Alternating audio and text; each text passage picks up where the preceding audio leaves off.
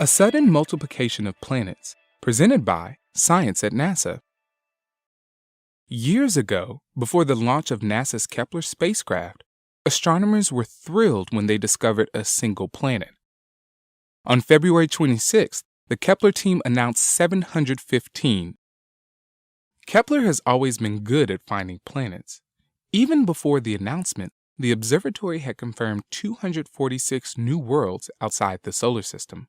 The latest discoveries almost quadruple that number. Kepler works by looking for the slight dimming of starlight caused when a distant planet transits its parent star. Any dip in stellar brightness attracts the attention of the Kepler team and can prompt them to declare a planet candidate. Verification of candidates can be a laborious process, proceeding slowly, planet by planet.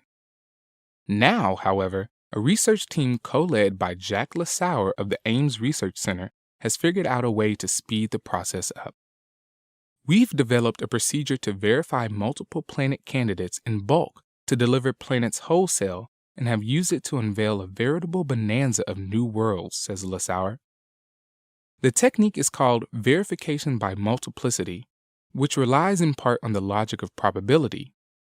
Out of the 150,000 stars Kepler has observed, a few thousand have planet candidates, but not all candidate systems are equal. A subset of the total, numbering in the hundreds, have not just one, but multiple candidates. By concentrating on those busy systems, the team found 715 planets orbiting 305 stars. The method of multiplicity can be likened to the behavior of lions and lionesses. Suppose that Kepler's stars are like lions, and the planets are lionesses. If you see two big cats, it could be a lion and a lioness, or it could be two lions. But if more than two cats are gathered, then it is very likely a lion and his pride. Thus, through multiplicity, the lionesses, or planets, can be reliably identified. All of the newly discovered worlds are located in multi-planet systems. Nearly 95% of the planets are smaller than Neptune, that is, less than 4 times the size of Earth. This is a marked increase in the known number of relatively small planets.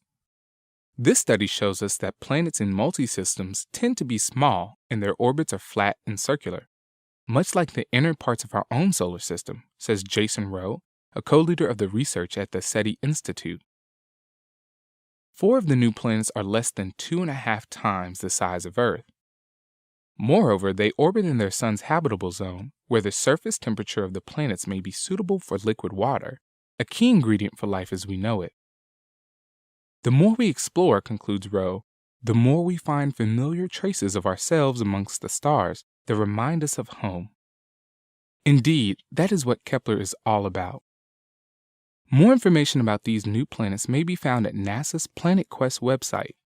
For more news about planets in general, both well-known and yet to be discovered, visit science.nasa.gov.